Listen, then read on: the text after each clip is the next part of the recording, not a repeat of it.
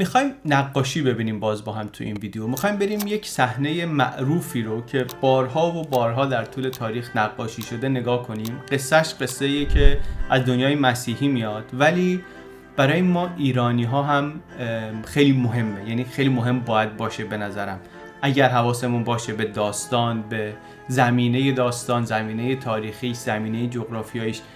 داستان جذابی هم هست، داستان مهمیه و داستانیه که خیلیا کشیدنش.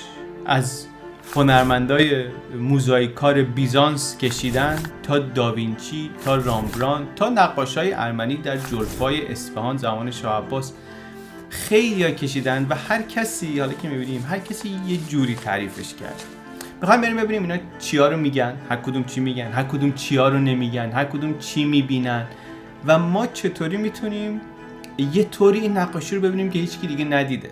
ما که یه مقدار اساطیر و افسانه های ایرانی رو هم بلدیم، ما که یه مقدار شاهنامه رو بلدیم، یه مقدار هم داستان اینا رو بریم توی منابع مسیحی و اینا بخونیم، چی میتونیم بفهمیم که برای بقیه فهمیدنش انقدر راحت نیست؟ چه حدسای جالبی میتونیم بزنیم که یک لایه جذاب به این داستان اضافه کنیم؟ بریم نقاشی ببینیم در یک بستر تاریخی.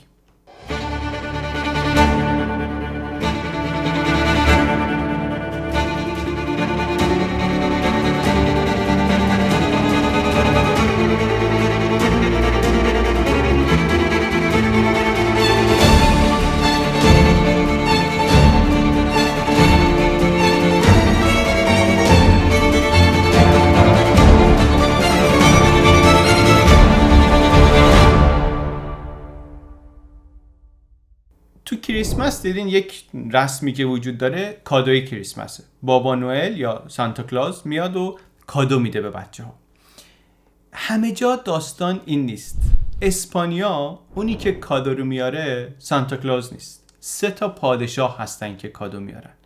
همین 3 پادشاهی که توی نقاشی‌هایی که امروز می‌خوایم ببینیم هستن. 3 kings، 3 wise men. توی اسپانیا کادوی کریسمس رو اینا میارن. توی اروپای مرکزی، آلمان و اتریش و سوئیس و اینجاها 6 ژانویه الان براشون روز مهمیه، روز برکته، عید تجلیه فکر کنم مثلا به فارسیش میشه. یه روزیه که مثلا بعضیاشون رو در خونهشون با گچ 3 حرف رو مینویسن با عدد اون سال. 3 حرفی که مثلا یعنی خدا به این خونه برکت بده ها. و این 3 اول اسم همین 3 پادشاهی که میخوایم نقاشی‌هاشون رو ببینیم. 3 پادشاه، 3 wise men، 3 مغ، 3 مگای. یعنی این نقاشی‌هایی که میخوایم ببینیم فقط یه داستان تاریخی نیست، یه داستانی که تا امروز هنوز توی سنت هست، سنت زنده هم هست، سنت فراموش شده نیست. در جهان کاتولیک سنت زنده ایه. کتاب مقدس بهشون میگه مگای. به صورت تاریخی از یه زمانی به بعد مخصوصا خیلی ها گفتن 3 پادشاه و اینا رو شکل پادشاه هم کشیدن و خیلی وقتا هم بهشون میگن 3 مرد خردمند، 3 wise men. بعضی وقتا هم فقط بهشون میگن همون مغان، مگای، 3 مغ، که مغ برای ما کلمه آشناتریه دیگه. از هیچ جا نشنیده باشیم تو شعر حافظ و اینا شنیدیم، مغو شنیدیم. داستانشون چیه؟ داستانشون اینه که مسیح عیسی به دنیا آمده، نوزاده، 3 پادشاه آمدن دیدنش، براش هدیه آوردن. خب اصلا در مسیحیت کاتولیک جشن اپیفانی، جشن تجلی، داستان دیدار این 3 نفره، روز 3 پادشاهه. خیلی هم سنت و داستانهای مختلفی دورش هست و این صحنه رو خیلیا کشیدن. خیلی صحنه مهمیه که خیلیا کشیدنش. یه چیزایی توی همه این نقاشی‌ها مشترکه، یه چیزایی هم نه، فرق میکنه. منتها اصل داستان که 3 نفرن که اومدن دارن کادو میدن، این استخوان‌بندی اصلی قصه است که از یه جا هم دارن میارن، همه دارن از کتاب مقدس میارن. حالا کم کم جزئیاتی که اونجا نیست ولی مثلا توی تفسیرها اومده یا توی انجیلای تازه تر اومده، اینا هم سرکلش تو بعضی از نقاشی‌ها پیدا میشه. مغز داستان ولی تو اون سندی که اول این قصه رو گفته، یعنی در انجیل متی، کتاب متیو، در فصل 2 اینطوری روایت شده که وقتی که عیسی به دنیا آمد، چند مغ از مشرق زمین رفتن به اورشلیم و گفتن که کجاست اون نوزادی که باید پادشاه یهود بشه، کجاست؟ ما طلوع ستاره‌اش رو در شرق دیدیم و آمدیم اینجا که ببینیمش و بپرستیمش. کتاب نمیگه اینا 3 نفرن، نمیگه اینا پادشاهن، میگه چند مغن، اینا چند نفر مغ هستن. چند مغی که اول اومدن رفتن پیش هرودی که اونجا از طرف امپراتور روم حاکم اونجاست، حاکم یهودی است. رفتن اونجا گفتن که آره ما ستاره اینو دیدیم در شرق، ستاره دیدیم که یه کسی میخواد بیاد پادشاه یهود بشه. اینم میگه چی؟ پادشاه فلان؟ اینا نگران میشه، میگه شما برین این نوزادی رو که میگین پیدا کنین. پیداش کردیم، من خودم هم میام اونو احترام بهش میذارم و میپرستشم. این حرفا در واقع نقشش انگار اینه که مثلا اینا پیداش کنن، اینم بکشدش. اینا میرن و نوزاد رو پیدا میکنن و هدیه‌هاش هم بهش میدن و به هرود هم چیزی نمیگن و برمیگردن سر زندگی خودشون. داستانی که تعریف میشه البته میگم حالا خیلی شاخ و برگاش بعداً اضافه شده. داستان هم فقط توی انجیل متی هست، یعنی فقط توی یکی از کتاب‌های مقدس هست، کتابی که حدود 80 تا 85 میلادی نوشته شده، یعنی مثلا 80-90 سال بعد از تولد مسیح. به یونانی هم نوشته شده و کتابی هم هست که به نظر میاد مخاطب اصلیش یهودی هایی هستن که مسیحی شدن یا میخواد که مسیحیشون بکنه، چون کتابی که خیلی به عهد عتیق ارجاع میده، میخواد بگه این همونیه که شما منتظرش بودین. شما منتظر بودید که مسیحی بیاد، مسایا بیاد، این عیسی همون مسایاست. خب بقیه انجیل حالا هر کدوم یک فاز خودشونو دارن. این به نظر میرسه که مقدار هدف گذاریش اینطوریه. توی داستان هم اومده که اینا 3 تا هستن، 3 تا مگای. کلمه مگای از کجا اومده؟ خیلی کلمه عجیبی هم هست. توی کتابم همینطوری اومده. تلفظش هم نشون میده که این در اصل یک وامواژه‌ای از مادی و تلفظ فارسی باستان، مگوش یا مگوس، که تو کتیبه های هخامنشی هم بوده به معنی کاهن یا روحانی. موبد هم که ما میگیم موبد زرتشتی، اینم به همون ریشه برمیگرده. ما ممکنه فکر کنیم که مغ یعنی روحانی زرتشتی. به نظر میرسه که مغ‌ها از قبل از اینکه زرتشتی وجود داشته باشه در ایران به روحانیون میگفتن مغان، یعنی مغان طبقه روحانی ایران بودن حتی قبل از زرتشت. بعد جالب هم هست مثلا مغ یا مگای یک شبیه مجیک و مجیشن و اینا هم هست دیگه. این بی دلیل نیست، چون که مناسک مذهبی ایرانی‌ها واسه غربی‌ها خیلی رازآلود و جادویی و اینا به نظر می‌رسیده. بعد از یه مدتی انگار یونانی‌ها این کلمه براش یه بار معنایی مربوط به جادو و اینا هم میذارن. اینی که ماجیک توی یه سری زبان‌های اروپایی معنی جادو گرفته، اینم یادگاری همین باز مغ و مغان فارسیه، همین ربط به همین مگای داره. بعد همین کلمه انگار حالا جالب‌تر اینه که به شکل مجوس دوباره وارد عربی شده که بعد از اسلام به زرتشتی‌ها میگفتن مجوس. خلاصه ولی این مگای یعنی 3 تا مغ داستان کلمه اینه. و بعدش هم گفتم که اینا گفتن ما یه ستاره ای رو دنبال کردیم آمدیم. این ستاره هم داستان مهمی، ستاره بیت لحم. ستاره کلا میدونیم دیگه برای مردمان باستان خیلی چیز مهمی بود، هم راه رو زمینشون رو اینطوری پیدا میکردن، هم سرنوشتشون رو در این دنیا از رو ستاره ها میخوندن. خیلی ستاره براشون جایگاه خیلی بالایی داشت. هنوزم برای خیلی یاد داره. ما هم تازه ممکنه که فکر کنیم دیگه اصلا هیچ کاری به این کارا نداریم و زندگیمون رو جدا کردیم و اینا، ولی تو زبانمون حداقل هست. وقتی میگیم اوضاع قمر در عقربه، یعنی حداقل در زبان حواسمون هست. این یادگاری اون داستانه. ستاره ها مهمه، طالع ستاره ها مهمه، ماه تولد و سال تولد. و تو انگلیسی هم همینطور، مثلا دیزاستر که میگن دیزاستر، اون یه تیکش ستر به ستاره و ستار و اینا ربط داره. ریشه لغوی لاتینش اصلا یعنی ستاره بد، ستاره شوم.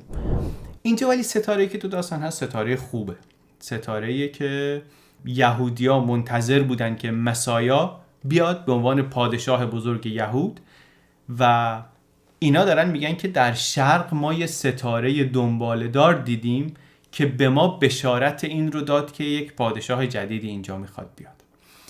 چرا مهمه که اینا از شرق میگن ما این ستاره رو دیدیم؟ به خاطر اینکه معروف بوده که بهترین ستاره شناسان دوران باستان همینایی هستن که در شرقن، همین مغان و کاهنان و اینا هن. چون بابلی ها بودن که استاد ستاره شناسی بودن که احتمالا حالا اونا هم از سومری ها گرفته بودن و مغان ایرانی مثلا درک این بود که مغان ایرانی اینا از همینا یاد گرفتن، یعنی میراث ستاره داری، دست ستاره شناسی دست ایناست، اینا استاد این کارن. پس اینا اگر بگن که ما یه ستاره ای رو دیدیم که اینطور اونطور، دیگه حتما درسته، چون دیگه دکترش اینا. و این داستان خب یه کارکردی داره دیگه. گفتم زمان و مکان داستان یه خورده بهش فکر کنیم. داستان داره در قرن اول میلادی اتفاق میفته در یهودیه، در کتابی که خیلی انگار داره با یهودی‌ها حرف میزنه. یهودی‌ها اون موقع دنیاشون چیه؟ اون موقع یهودی‌ها اصلا وقتی میگه 3 مغ ایرانی، باید به این فکر کنیم که یهودی‌ها 3 مغ ایرانی رو چطوری میفهمن. رابطه اینا با ایران چیه؟ ایران اون موقع ایران اشکانیه. منتها اگه بخوایم بفهمیم قصه مغان چرا برای اینا معنی داره مغ ایرانی، باید یه خورده بریم عقب‌تر ببینیم که رابطه یهودی‌ها با ایرانی‌ها از قبل چی بوده، درکشون از ایران و ایرانی چی بوده. بریم عقب‌تر. چقدر عقب بریم؟ مثلا از تا قرن 7 قبل از میلاد بریم عقب. از اون قرن 7 قبل از میلاد تا قرن 3 و اینا رو بهش میگن عصر محوری. یه دورانیه که خیلی تفکرات مختلف و آیین‌ها و اینا همه اون موقع داره در میاد، از فیثاغورس و افلاطون و ارسطو و زرتشت و بعد پیروانش و آیین مهر و اینا همه مال این دور است. یعنی هر کدوم اینا دارن در این محور بذر افکاری رو میکارن که خوب اگه نگاه کنیم هنوز دنیای ما رو داره همین افکار و ایده ها شکل میده.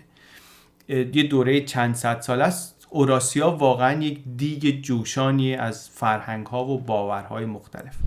هخامنشیان هم مال این دورن. توی همین دوره است که کوروش میاد و سیاستی که داره برای اداره این امپراتوری بزرگ، این شاهنشاهی بزرگ، سیاست رواداری مذهبیه. یعنی هر کسی خدای خودش رو بپرسته. این سیاست همون قدری که حالا میتونیم بگیم سنت رواداری و اینها، سیاست استراتژیکی هم هست. این سرزمین بزرگ رو با سختگیری بهش حکومت کردن خیلی سخت‌تر بود، خیلی پایه‌های اون حکومت لرزان‌تر میشد. برای همین این سیاست رواداری رو در پیش میگیره. بعد وقتی بابل رو میگیره، یهودی هایی رو که اونجا به اسارت بودن، برده بودن، اینا رو آزاد میکنه، اون ظرفای معبد اورشلیم رو برمیگردونه، کمک میکنه که معبدشون رو اینا دوباره برن بسازن. و این اتفاق خیلی برای اینا اتفاق مهمیه، انقدر که تنها کسی که در عهد عتیق لقب مسیح خداوند بهش میده دیگه، به کوروش میده. یعنی در حافظه دینی یهودی ها ایران هخامنشی نقش نجات دهنده داره. البته در این دوستی با یهودی ها کوروش انگیزه دیگری هم داره، اونم این که اینا متحدش بشن، همدستش بشن برای نقشه بعدیش که فتح مصر باشه، چون دیگه تا غزه رو رفته و نگاهش به مصره. یعنی که اینکه یهودی‌ها برگردن اونجا مستقر بشن به عنوان متحد ایران در منطقه خیلی براش فایده داره، هرچند حالا کوروش هیچ وقت به فتح مصر نمیرسه و میمونه داستان برای بعد و دیگه ما کاری به اون داستان نداریم. ما می‌خوایم رابطه ذهنی حداقل یهودی‌ها با ایرانی‌ها رو بگیم. جلوتر هم که میایم در دوره سلوکیان جانشین اسکندر، یونانی ها اونجا هستن، میخوان فرهنگ و دین خودشون رو همه جا غالب کنن. اینا هم با یهودیا کنار نمیان. انقدری کنار نمیان که در معبد اورشلیم قربانگاهی برای زئوس درست میکنن. یعنی فشار خیلی زیادی میارن. در نتیجه این فشار یهودی های شورش میکنن. شورش مکابی ها اتفاق میفته. یهودی هایی که به نظر میرسه اینا هم در رابطه هستن با ایران اشکانی. اینا و ایران اشکانی دشمن مشترکی دارن که کی باشه؟ که سلوکی های یونانی معاب باشه. چون اینجا دوره‌ای که دیگه در شرق اشکانی‌ها آروم آروم از اون هیرکانی‌ها بلند شدن و اومدن و قدرت رسیدن و بعد دیگه اینا میان کم کم جای سلوکی‌ها رو میگیرن و تبدیل میشن به رقیب اصلی روم. اون شورش مکابی ها علیه سلوکیان میشه مثلا داستان همون جشن هانوکا که تا امروز هم از جشن‌های مهم یهودی‌ها هست، دور و بر همین کریسمس اونه. این میشه پس خاطره دوم خوبی که دارن با ایرانی‌ها. بعد حالا اشکانی‌ها در شرق، رومی‌ها در غرب، مثل دو تا قطب دنیا دارن با هم کشتی میگیرن سالها و قرنها. این سرزمین‌های وسطشون از جمله ارمنستان و شامات و اینا مدام داره دست اینا جابجا میشه، یعنی توی درگیری‌های بین اینهاست. سر یهودی‌ها چی میاد؟ روم به اینا حمله میکنه. آخرش دیگه آخرین شاه کاهن مشروع یهودی که به کمک اشکانی‌ها هم به قدرت رسیده بود اینو ورش میدارن و به شیوهی که نه در سنت رومی هست نه در سنت یهودی در شأن شاهانه و اینا، اینو برمیدارن به صلیب میکشن. صلیب کشیدن بیشتر روش کشتن بردگانه. اینا برمیدارن شاهو به صلیب میکشن. بعد این هرود به عنوان دست نشانده روم میشه حاکم یهودیه. پس توی مدت ذهنیت یهودی‌ها رو نسبت به ایرانی‌ها دیدیم که مثبته. خاطر از زمان هخامنشیان، زمان اشکانیان و سلوکیان، زمان اشکانیان و روم. یه ماجرای دیگه هم هست، اونم برای اینکه ما زمینه این داستان سفر مغان رو بفهمیم خیلی کمک میکنه. اونم بگم بعد دیگه بریم توی نقاشی ها. اونم ماجرای سفر یکی از شاهزاده های اشکانی به روم. شاهزاده اشکانی، البته این داستان در واقع داستان ارمنستانه. یه مقدار ارمنستان هم مثل شامات جزو مناطقی بود که سرش بین ایران و روم دعوا بود، حوزه نفوذ فرهنگی ایران هم بود، ولی به هر حال روم هم خیلی چشمش به اینجا بود و اینا. و خلاصه روم میخواد یه پادشاهی بذاره اونجا برای اینکه اشکانی‌ها کنار بیان مصالحه کنن و اینا، برمی‌داره یک شاهزاده اشکانی رو میذاره پادشاه اونجا، ولی اشکانی‌ها قبول نمی‌کنن. زمان پادشاهی بلاش اوله که آخرین پادشاه بزرگ اشکانیه در واقع، این میگه نه این قبول نیست و برمی‌داره برادر خودشو میفرسته، تیرداد رو میفرسته اونجا، میگه تو برو اونجا اون اشکانی دیگر رو ورش دار و خودت بشو شاه ارمنستان. این خب باعث میشه با روم به اختلاف بخوره. امپراتور روم هم نرون مذاکره میکنن خلاصه چیکار کنیم چیکار نکنیم. میرسن به این مصالحه که رومیا میگن باشه همین آقا تیرداد شما بشه شاه ارمنستان، ولی بیاد روم تاج پادشاهی رو ما بذاریم رو سرش. دربار اینا هم قبول میکنه. این میشه که تیردادی که از سرسخت‌ترین دشمنان روم بوده، جنگ‌ها کرده بوده با لژیون‌های روم، پا میشه در سال 66 به خرج امپراتوری روم با چک خدم و حشمی، با زن و بچه و اشراف زمیندار و 3000 سوار اشکانی و چی و از جمله تعدادی مغان، پا میشه میره به روم، میرسه به روم، اونجا زانو میزنه جلوی امپراتور روم. اونم تاج پادشاهی ارمنستان رو خودش با دستای کوچیک خودش میذاره سر شاهزاده اشکانی و میگن بعدش هم دیگه نرون رفت درهای معبد یانوس رو بست که دیگه در سرتاسر امپراتوری دیگه هیچ جنگی نیست و ما داداشیم و خوبیم. و این تیردادم بعدا میشه سرسلسله اشکانیان ارمنی که البته بعدها مسیحی میشن، بعداً اصلا با شاهنشاهی ساسانی هم به مشکل میخورن. این خیلی داستان جالبیه درباره رابطه ایران و روم و ارمنستان و اینا همش بماند برای جای دیگه. ربطش به قصه ما اینه که مغان هم گفتیم چند تا مغ هم همراه تیرداد بودن در این سفر و اینا که رفتن اونجا یک کارایی کردن که نرون و رومیا خیلی تحت تاثیر قرار گرفتن. یک کارایی از جنس همین جنبل و جادو. پلینی ارشد میگه که اصلا این تیرداد خودش هم مغ بود، اینایی هم که با خودش آورده بود خیلی جادو جنبل کردن. نرون بهشون گفت روح مادر مرحوم ما احضار کنین، اونو احضار کردن و اینا ازش حلالیت بگیره. خیلی پلینی ضد این داستانه، میگه که اینا برداشتن جادو میکنن و این یه بلاییه و پزشکی و دین و طالبینی ستاره ها و اینا رو همه رو با هم قاطی کردن، همه رو اسیر خودشون کردن. شاهان در شرق گرفتار اینا شده. بعدم میگه اینو زرتشت اختراع کرده واسه اینا. اصلا ایران و زرتشت و مغان و جادو اینا همه براشون وصلن به هم دیگه. و اینا رو پلینی داره مینویسه که احتمالاً تیرداد رو خودش از نزدیک دیده، اصلا توی این جلسه ها حاضر هم بوده. خلاصه همه اینا یعنی چی؟ یعنی اینکه در اواسط قرن 1 میلادی یک کاروانی از شاهان و شاهزادگان ایرانی به همراه یک جمعی از مغان پا شدن با احترام و جلال و جبروت و اینا در یک سفری 9 ماهه رفتن روم و نرون امپراتور روم نه تنها تسلط اینا رو به رسمیت شناخته، تحت تاثیر آیینشون هم قرار گرفته، گفته روح مادرم هم احضار کنین برام.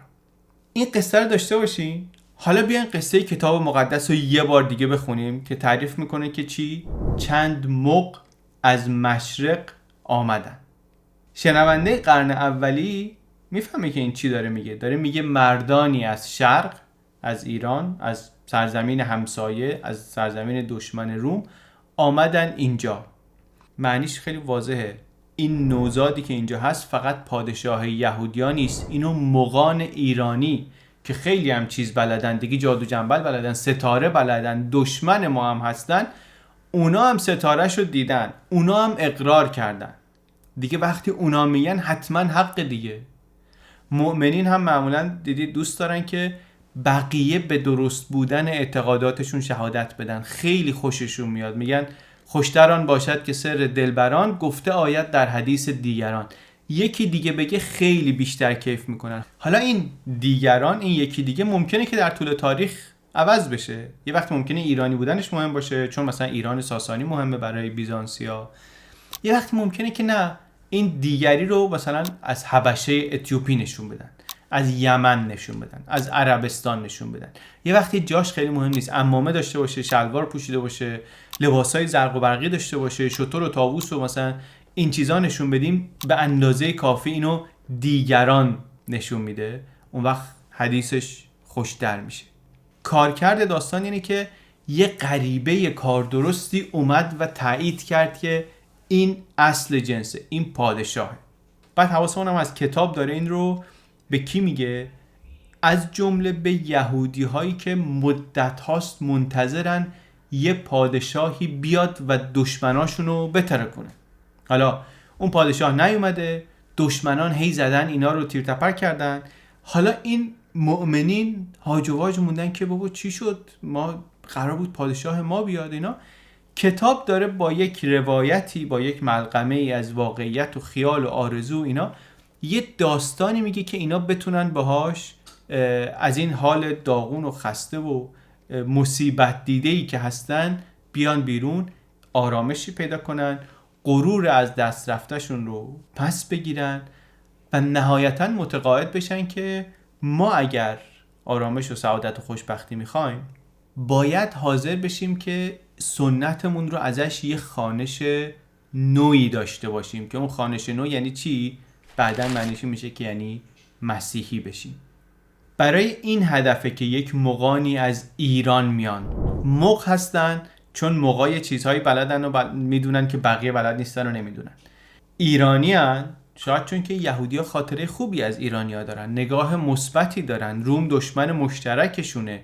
شاهنشاهی ایرانی معمولا نسبت به یهودی ها روادار بوده، پذیرا بوده، نزدیکی های فرهنگی داشتن همه اینا با هم دیگه.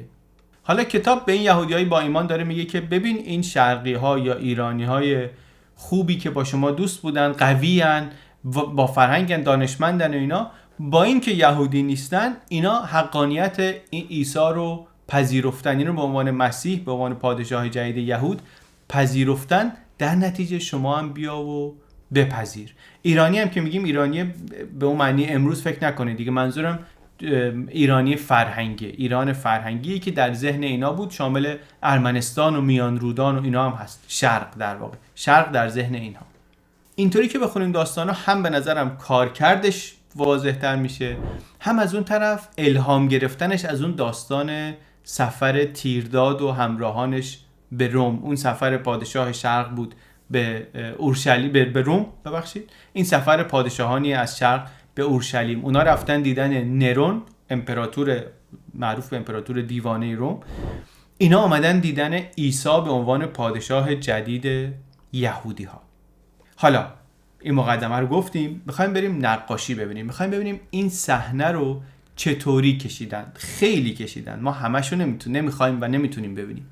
میخوایم چند تا مهم معروفاشو از نزدیکتر با یه خورده تأمل بیشتر ببینیم و ببینیم با این چیزایی که الان میدونیم چی میشه فهمید. از قدیمی ترا تا یه خورده جدید ترا.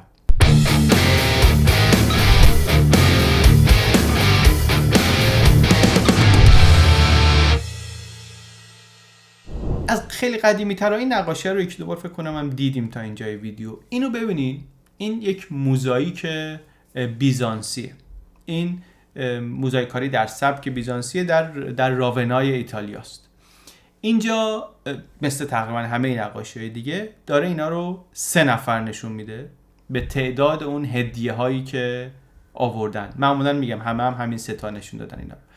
هدیه هاشون هم طلاست و کندر و مر. کندر همونی که فرهاد گفت، عطر برگ های نارنج چون بوی تلخ خوش کندر. کندر یه چیزیه که تو مراسم دینی آیینی میسوزوندن، خیلی چیز خوشبویی انگار میشه. مر اونم یه چیزیه که باز دوباره تو مراسم اینا میسوزونن، ولی اختصاصی واسه مراسم تدفین و مومیایی کردن و ایناست. نکتهشون ولی اینه که هم کندر هم مر اینا مثل طلا چیزای کمیاب و ارزشمند و گرون قیمتی بودن و از شرق هم میان، از همون جایی میان که خود مغان هم دارن میان. پس اینا دارن سوغاتی از سرزمین های خودشون 3 تا چیز ارزشمند با خودشون میارن. تو این نقاشی موزاییک تقریبا واضحه که داره میگه اینا از ایران آمدن، از کلاشون، از لباسای فاخرشون و مخصوصا از شلواراشون یه تیپ کاملا ایرانی حساب میشده. همشون هم قدیسن، همشون هم اسماشون هم حالا نوشته اینجا، اسماشون هم در واقع یک نسخه از اسمایی که ثبت شده برای اینا و الان اسمای معروف و جا افتاده همینیه که اینجا نوشته: گاسپار، ملیکور و بالتازار، که اسمای هم هست که دیگه به نظر میرسه از اینجا به بعد تثبیت شدن برای اینا، حداقل در این سنت مسیحی. دیکته هاشون هم به نظر میاد که از متنی میاد که اصلش مال حوالی سال 500.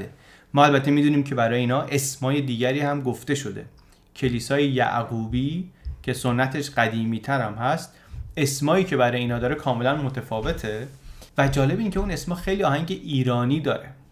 لارونداد، گوشناساف، هرمیزداز، اینا اسمایی که خیلی شبیه اسمای ایرانی به نظر میرسه.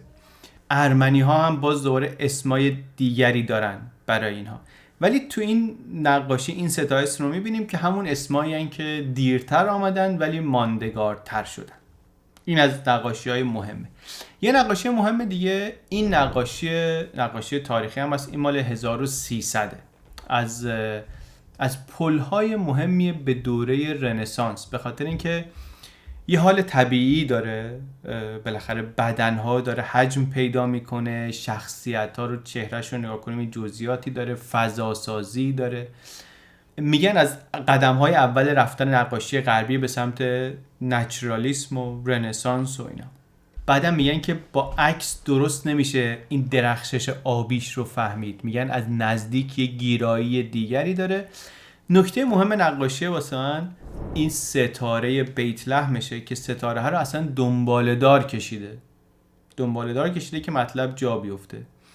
یه نکته قشنگی هم داره، میگن این که ستاره دنباله‌دار رو این شکلی کشیده، اینو از رو مدل ستاره دنباله‌دار حالی گرفته که چند سال قبلش میدونیم دیده شده بوده، چند سال قبل از کشیده شدن نقاشی دیده شده بوده، با توجه به اون این شکلی کشیده. کلن هم در خیلی از فرهنگ‌های باستانی دیده شدن ستاره دنباله‌دار یعنی یه پادشاه بزرگی میخواد بیاد.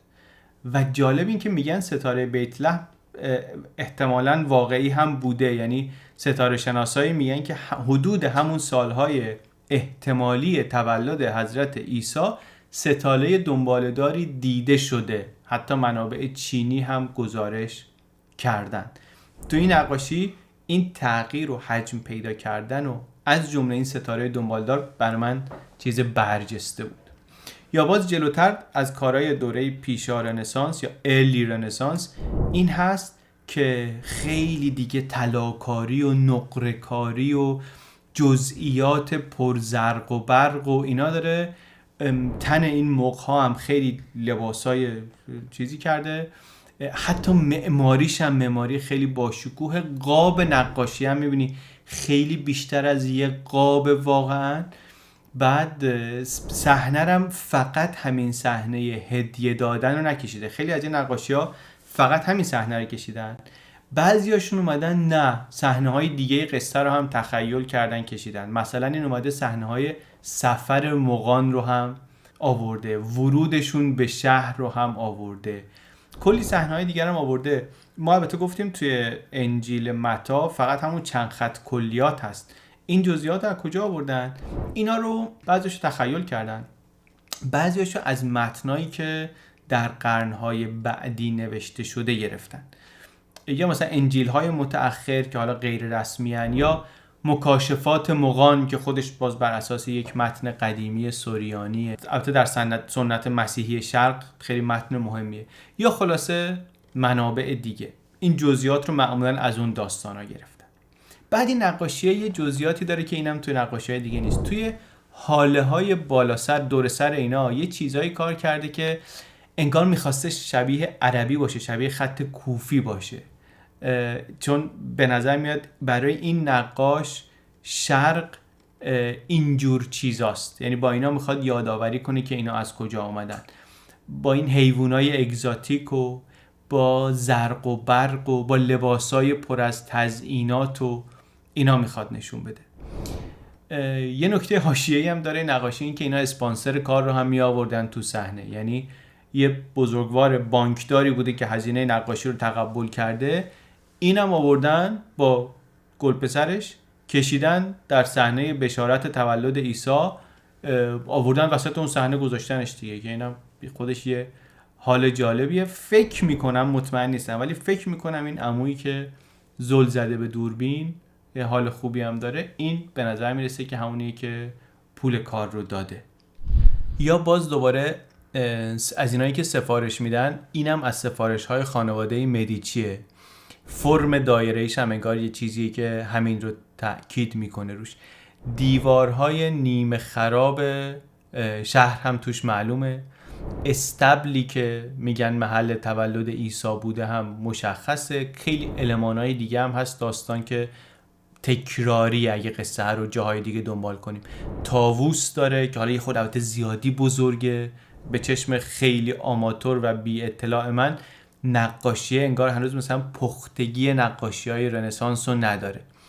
و یکی از اولین نمونه‌هایی هم هست فکر کنم که یکی از مغ‌ها توش سیاه پوسته. بعضی از این نقاشی‌ها خب توی سایز بزرگ کشیده شدن، بعضی‌ها مثل این یه خورده کوچیک‌ترن، فشرده‌ترن. بعضی از نقاشی‌ها المان‌های مختلف دارن، از ساختمون و جمعیت و حیوانات عجیب و اینا. بعضی‌ها نه، واقعا هیچ کدوم اینا رو ندارن، فقط 3 مغن در 3 رده سنی مختلف. بعضی از این نقاشی‌ها خیلی گیران، مثل اینو باز دوباره ببینیم مال همون اوایل دوره رنسانس، بازم به سفارش خانواده مدیچی. اینجا اگه دقت کنین چهره مغان یک مقدار فرق کرده، شبیه این توصیفاتی که تا حالا کردیم نیست. علتش هم اینه که اینجا دیگه اسپانسرها فقط راضی به این نبودن انگار که بیان توی تماشاچیای صحنه و حاضر باشن اون دور و اینا. بزرگ خاندان رو آوردن گذاشتن جای مغان. میگن پول داشته باش سر سیبیل شاه نقاره بزن، اینجا باید بگی پول داشته باش ببر آقا جون تو پابوس مسیح نوزاد. خیلی حرف دیگه داره. میگه ما خانواده مدیچی فقط فلورانس رو اداره نمی کنیم، ما تاریخ رو تسلط داریم روش. ما مثل اون 3 مرد خردمند دانای تاریخی، ما لحظه تولد عیسی بودیم. بعد البته این همه شخصیت معاصر رفتن تو نقاشی، البته که نقاش خودش رو هم وسط این یادگاری جا کرده. جالبم هست تو این نقاشی‌هایی که یه خورده آمدیم جلوتر، میبینیم کم کم دیگه خیلی ایرانی بودن خاصی هم توی اینا خیلی نیست. این یه سوال جالبی بود برای ما و یه ایده‌ای که بهش رسیدیم اینه که خب بستر تولید این کارها عوض شده دیگه. برای یهودی‌های زمان مسیح، یهودی‌های قرن اول، یه چیزی مهم بوده، یه جایی مهم بوده. برای بیزانسی هایی که در جنگ و درگیری با ایران ساسانیان یه چیزی مهمه. برای مسیحی اروپایی قرن 16 خب اصلا چیزایی که مهمه فرق میکنه. این دنیاش عوض شده، جهانش انقدر تغییر کرده، مغان رو هم، پادشاهان شرق رو هم، بیشتر از این که بخواد سفیرانی از ایران ببینه، کلا اینطوری میبینی که آدمایی که بنی اسرائیلی نبودن، آدمایی که آمدن مسیحی شدن مثل ما خودمون اروپایی ها مثلا، ولی مال اونجا نبودن، یهودی نبودن اولش. براش اون 3 تا مغ نماینده این داستانه، چون این موضوع بنی اسرائیلی بودن یا نبودن انگار خیلی برای مسیحی ها داستان بوده. به روایت حداقل یه جاهایی از 4 تا انجیل میگن عیسی تا و زمانی که خودش بود اصلا اصل کار خودش رو مربوط به یهودیا میدونست. حواریون هم تبلیغشون عمدتاً حداقل اون اوائل متمرکز روی یهودیاست. بعدن که پول میاد و خودش رو رسول غیر یهودیان میدونه و اینا، کلیسه های غیر یهودی درست میشن که میشه همون زمانی که پول مسیحیت رو به روم میاره، به اروپا میاره. اون وقت اروپایی قرن 16 که چند نسلم هست مسیحیه، داستان مغان رو اینطوری میبینی که یه سری آدمایی هستن که بنی اسرائیل نیستن، یهودی نبودن، ولی دانا بودن و ثروتمند بودن و قدرتمند بودن و اینا جز اولین کسایی بودن که مقام مسیح رو شناختن و بهش هدیه‌های ارزشمندی هم دادن. این احتمالاً برای اون آدم یه اثر روانی خوبی داره که با اینا میتونه بیشتر احساس نزدیکی کنه، چون اینا هم غریبن، اینا هم ساکنین یهودیه نبودن. از سنت آگوستین نقل قولی هست که در این روشنایی که به مغان داده شد شهادتی گویا از کوری یهودیان هست، که این داره همین کارکرد روانی این داستان مغان رو نشون میده دیگه. مغان نماینده ملل مختلف غیر یهودیان.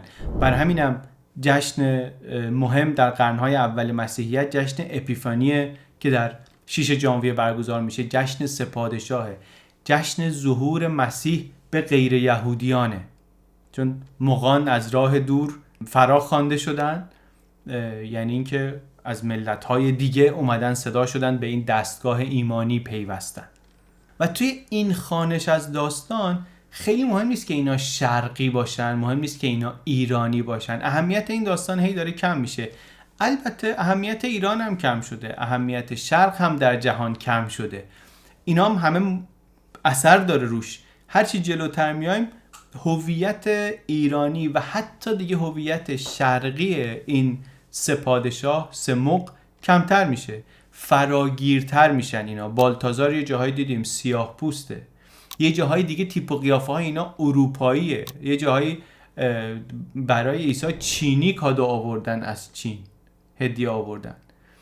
اینا توی نقاشی های دیگه هم میتونیم ببینیم. حالا بیایم جلوتر باز دوباره نقاشی ببینیم. شاید نقاش این نقاشی که میخوایم ببینیم معروف ترین باشه توی همه اینایی که دیدیم. داوینچی کشیده این رو، خودش رو هم باز یه گوشه صحنه کشیده. البته تابلو هیچ وقت کامل نشده، ولی خیلی روشنه که از نقاشی قبلی الهام گرفته. این کامپوزیشنش و زاویه دیدش و اینا همه نشون میده که به یک سنت قبلی وصل شده. خط افقش بالاست، زاویه دید از یک کمی از بالاست، فضا رفته عقب، عمق داره. و این گروه اصلی هم جلوی صخره‌ای در میانه چشمانداز ایستادن، ولی نقاشی رو خوب که نگاه کنی دیگه از اون المانای شرقی توش خبری نیست. مریم زیر نخل نشسته، پشت سرش این بناهای پاگانی و اسب‌ها و اینا هستن. خیلی از چیزایی که تو قصه گفتیم اینجا نیستن، شاید چون برای داوینچی و دنیای ایتالیایی رنسانس و اینا واقعا دیگه شرق اولویت نیست. دغدغه اینا طبیعی بودن، پرسپکتیو، نشون دادن عظمت انسانی. اصلا به جای شتر و شلوار و این چیزا صحنه رو برده وسط یک منظره تخیلی با صخره‌ها و بناهای باستانی و نشون دادن اینکه دنیای قدیم داره سقوط میکنه و تمدن‌های پیشین دارن ویران میشن، جا باز کنن برای مسیح. و دیگه چی هست؟ نخل هست که ممکنه مثلا نشانه رستاخیز باشه، نشانه پیروزی باشه، المان آشنایی برای مسیحی‌ها. اسبا هستن، اون شلوغی پشتش مثلا داره شاید نشون میده که آشوب خشونت دنیای روم و قدیم این چیزا توش داره، ولی داره اون دنیا عوض میشه. کلا نقاشی داوینچی انگار بیشتر از این که بازسازی شرق بخواد بکنه، داره یک تصویر استعاره‌ای درست میکنه که در مرکز نوزاد و مریم، پشت سر ویرانی دنیای قدیم، اطرافش هم آشوب انسان‌ها. شرق واقعا المان مهمی توی این نقاشی نیست. تقابل دنیای قدیم و دنیای جدید میشه گفت تم اصلیشه. یا یه نقاشی دیگه که چشم منو خیلی گرفت، این نقاشی نقاش هلندی بوشه. این داره بیشتر اون تغییر روحانی جهان رو نشون میده. دنیای قبل از مسیح داره انگار بشارت آمدن دنیای جدید بعد از تولد این بچه رو میده. یک پرده ای از تاریخ داره عوض میشه انگار. توش تنهایی مسیح هم بارزه، محاصره شده با دنیایی که باهاش همدل نیستن، همراه نیستن. اینجا خیلی حتی اثری از ثروت و شوکت مغان هم نیست. یک انذار اخلاقی انگار توشه، تضاد مرکز و پیرامون توش برجسته است و کلی نمادهای دیگه. اینجا خیلی جالبه، نکته جالبش اینه این ظرفای هدیه رو نگاه کنین، روی هر کدوم اینا یه داستانی کشیده که تو اونم نماد بذاره. یعنی نمادایی که تو نقاشی به نظرش کافی نبوده، اومده مثلا طلایی که تحویل میدن به عنوان یکی از هدیه ها، طلاش یه مجسمه از صحنه قربانی شدن اسحاق پسر ابراهیم.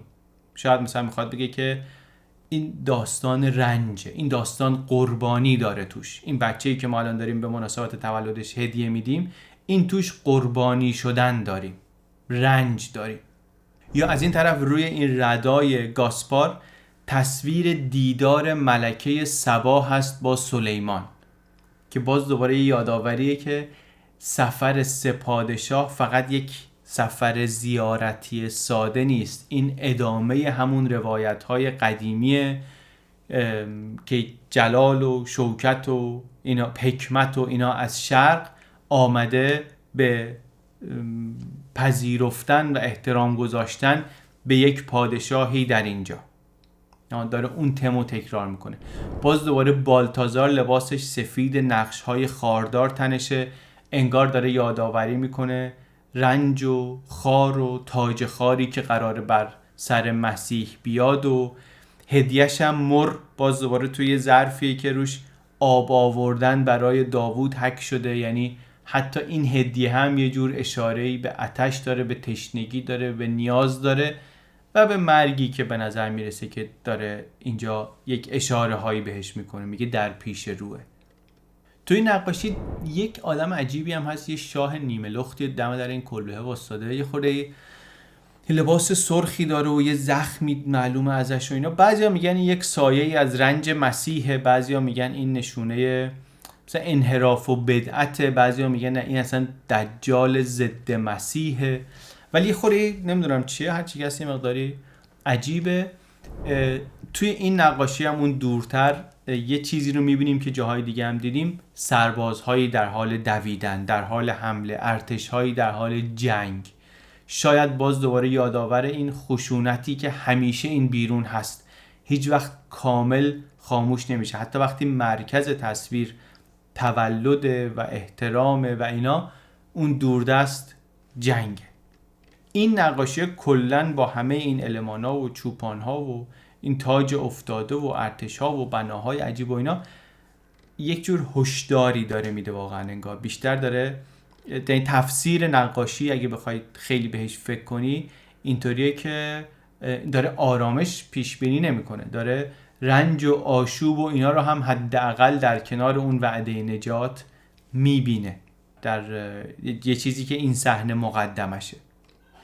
یه نقاشی جالب دیگه باز مال دوره رنسانس که یک ابتکاری نقاش توش زده اینه که صحنه رو برداشته تو زمستون کشیده، در برفی که خب بیشتر از این که مال فلسطین باشه، مال اونجایی که نقاشی کشیده شده. نقاشی در قرن 16 در فلندرز، نقاشی مال هلند و بلژیک و اونجا هست. صحنه هم خیلی داده به جمعیت مردم و اینا و داستان مریم و عیسی و اینا رو اصلا برده یک کنار. یکی از بسیار داستانیه که داره توی این روستا در این روز بین این مردم اتفاق میفته. توش یه مقدار حس تهدید و خشونت و اینا هست، ولی خیلی زیاد نه. اون چیزی که مثلا من فازی که ازش میگیرم اینه که خب آره اینا غریبه هستن، این مسافرها خارجی هن، غریبه هستن، این یه مقدار برجسته هست، دنیای سردیه، دنیای سختیه، مردم گرفتارن تو این سرما و سختی و اینا. حالا این گوشه 3 نفر غریبه هم از یه جای دوری اومدن دیدن یه نوزادی. اینطوری که این داره میبینه خیلی متفاوت واقعا با همه نگاه‌های دیگری که به این صحنه داشتیم. یا این یکی رو ببینین، این یکی ویژگیش اینه که خیلی بزرگه، ابعاد نقاشیش 2.5 متر قد نقاشیه. اینجا هم باز دوباره رو هدیه ها کار کرده که خودش یه چیزایی، داستانایی اضافه بکنن به قصه. هر کدوم اینا باز خودش دوباره یه لایه دیگری اضافه کنه، آدم میتونه به اینا نگاه کنه، فکر کنه که مثلا این چی داره میگه. خیلی برای من تفاوت این نقاشی ها خیلی جالبه. یک بعضیا مثل این خیلی آرامش دارن، خیلی صحنه ساده دارن، جزئیات دارن، ولی میشه تصور کرد که مثلا این اگر فیلمم بود ما صدایی توش نمیشنیدیم، همه ساکتن، اصلا نقاشی ساکته، نه هشدار اخلاقی میده، نه خیلی هیجان زده تغییر دنیاست، نه شخصیت‌های معاصر آورده تو کار. اینطوری نیست، اصلا فازش خیلی ساکته. اون وقت ولی این مال نقاشی به نام روبنز که این صحنه رو البته بارها و بارها کشیده، این یه جور دیگه است، هم سبکش، هم در مفهومش، هم احتمالاً اصلا هدف نقاش از کار خیلی متفاوته. اینو در ابعاد خیلی بزرگ کشیده برای هم تالار چیچی در شهر انتورپ، اونقدر از مهمترین شهرهای اروپا بوده. اصلا اون پیچیدگی های نمادین و لایه لایه کردن اینا رو نداره. چیزی که زیاد داره نور، رنگ، شور و حرکت. کلا مثل این که ایشون استاد این بوده که مثل صحنه های مذهبی رو مثل نمایش زنده نشون بده. اون همون لحظه‌ای که 3 پادشاه میرسن، 3 مغان میرسن، شلوغی همراه ها و سر و صدا و حتی نگاه حیوونا همش پر از جنب و جوشه. این همین نقاشی که هست انگار قشنگ سر و صدا داره، چه برسه به اینکه مثلا میخواست فیلم بشه. اینو میشه تصور کرد که اگه فیلم بود این صحنه اگه صدا داشت، اگه حرکت داشت، خیلی شلوغ بود، برعکس اون قبلیه. این تفاوت هم جالبه، تفاوت شکل چیدن نقاشی هم جالبه. این مثل تئاتر طراحی شده، پادشاه ها و همراهان در حرکتن، بدنا پر حجم، پر از انرژی، نور گرم رو همه چی افتاده. اصلا پادشاهان شرقی بیشتر مثل قهرمانای اپرا هن تا اینکه مثلا یک پیام پنهانی رو حمل کنن بیارن با خودشون. هدایاشون هم رمز و راز کمتر داره، بیشتر همین جلوه ثروت و شکوه و ایناست. نور و سایه اگر هست مثلا به جای اینکه معما بسازه داره انرژی میده، داره هیجان و گرما میده. حتی خود نوزاد و مادر، حتی عیسی و مریم رو میشه دید تو اینا فرق میکنن. توی بعضیا خیلی یه موجود مقدس ساکتیه، توی بعضی دیگه مثل یک نوزاد زنده مثلا کنجکاو درگیر با اطراف. حتی اون رو هم میتونی نگاه کنی که نقاشان متفاوت کشیدن بسته به اینکه صحنه رو چطوری دارن میبینن. و به خاطر همین تفاوت نور، به خاطر همین تفاوت رنگ، به خاطر همین حرکت داشتن و نداشتن، حسی که میگیریم متفاوته. از یکی حس هشدار و اندوه و پیش آگهی از رنج آینده میگیریم، از یکی حس شادی و قدرت و شکوه و شوکت اون لحظه اپیک، اون لحظه خیلی خاص تاریخی رو میگیریم. یعنی حتی اگه پشتش معنای مذهبی هم باشه، حس بیننده حس جشن و سرزندگی و یک نمایش اپرایی اینطوریه واقعا. انگار مثلا یکی الان دست بزنه همه این صحنه به حرکت در میان، صداشون کل سالن رو پر میکنه. خیلی جالب این تفاوت‌ها. خیلی دیدیم. یه دونه دیگه هم ببینیم، اینم نقاشیه که داستانش هم معروفه، نقاشی رامبرانته. نقاشیش هم تازه پیدا شد، یعنی اصلش تازه پیدا شد. یه کپیای ازش بود تو موزه ها، یه بابایی هم یه کپی داشت زده بود دیوار حالشون. بعد این یه روز افتاد، رو دیوار افتاد پایین، رو برد بده درستش کنن، دیدن که نه این مثل این که کپی نیست و به نظر اصل میاد و خلاصه تحقیق و بررسی اینا معلوم شد که واقعا اصل نقاشی رامبرانت. اینم نگاهش میبینیم مثلا با روبنس و اینا هم فرق میکنه.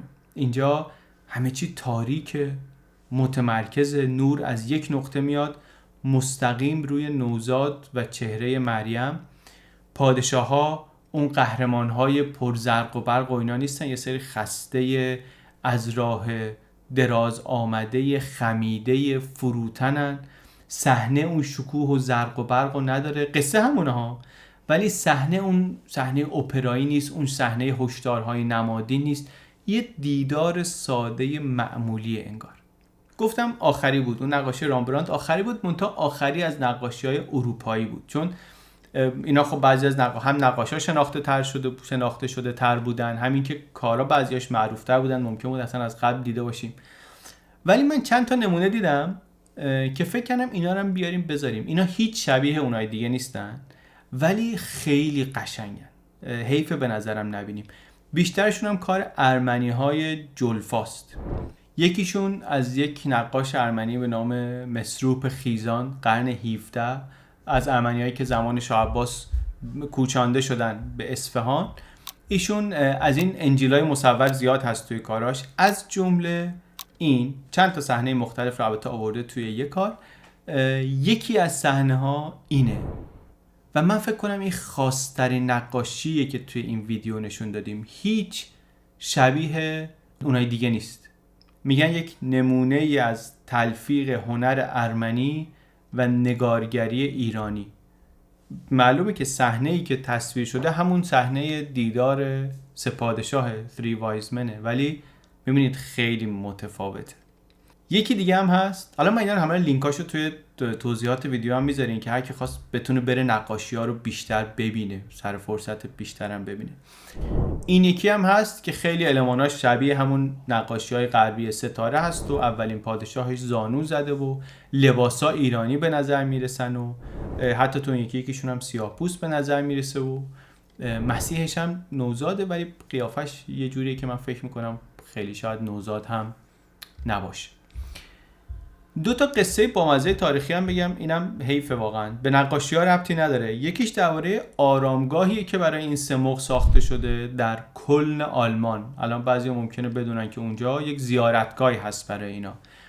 چرا اونجاست؟ یه داستانایی هست، میگن که قرن 4 میلادی کنستانتین که امپراتور روم مسیحی شد و اولین امپراتور روم بود که مسیحی شد و چی مادر ایشون هلنا در اورشلیم استخوان‌های این مغان رو پیدا کرد و فرستاد قسطنطنیه و بعد دیگه اینا رفتن میلان و نهایتاً در زمان امپراتوری مقدس روم سر از کلن آلمان در آوردن. خیلی واضحه این مسیر رو دنبال کنیم، اینی که این یک نمادی از مشروعیت بوده داشتنش. کسی که مدعی مشروعیت و قدرته اینو لازم داشته که داشته باشه. اینو آوردن و بردن کلن و اونجا گذاشتن توی یک ضریح طلایی بزرگ پر از جواهری و شد زیارتگاه سه پادشاه. خود ضریح یک جور شاهکار قرون وسطایی حساب میشه از نظر هنری و مذهبی و میرفتن هم مردم زیارت، فکر میکردن اینا همون مغانن. واقعا هم هنوز مورد احترام کاتولیک ها هست. جالب اینه که توی یه سری متون قرون وسطایی هم میگفتن که این مغان در ساوه دفن شده بودن. یعنی مارکوپولو هم میگفت من قبر اینها رو در ساوه دیدم. یعنی باز دوباره روایت آرامگاهشون هم یه جورایی یه جاهایی به ایران برمیگرده. یه نکته خیلی جالب دیگه درباره اسم گاسپاره. این قطعیت تاریخی نداره ولی خیلی جالب داستانش. گاسپار رو بعضیا میگن که گاسپار همون گندفره. گندفر بنیانگذار سلسله پارتیان هند، حکومتی که از سیستان تا کابل رو بهش حکومت میکردن. سکه هم زدن، ما ازشون سکه داریم. سکه زده گندفر به نام خودش، فرزند سام. و نکته خیلی جالبش اینه که الان خیلی هستن که میگن که این جناب گندفر رستمه، همون پهلوان معروف شاهنامه رستمه. این که حالا چطوری از داستان کریسمس و تولد عیسی و سموق و پادشاهان شرق و اینا رسیدیم به رستم پهلوان، البته از قضای روزگار خالی نیست. شاید هم یک بهانه خوبی باشه که ما یه بار درباره این پهلوانان ایران صحبت کنیم. بمونه داستانش برای یه جای دیگه، ولی داستانی که برای من خیلی داستان جالبیه و دوست دارم بهش برسم. جاش البته اینجا نیست. اینجا یه مقدار نقاشی با هم تماشا کردیم از شرق و غرب، نقاشی‌هایی که داشتن همه یک صحنه معروفی رو تعریف می‌کردن و به نظر من به من خیلی خوش گذشت. درست کردن ویدیو به من خیلی خوش گذشت. شما هم اگر که خوشتون آمد لطفاً بگید که ما بدونیم که این سبک رو ادامه بدیم یا نه، و بگینم که چه صحنه ای رو دوست دارید توی نقاشی ها اینطوری دنبال کنیم.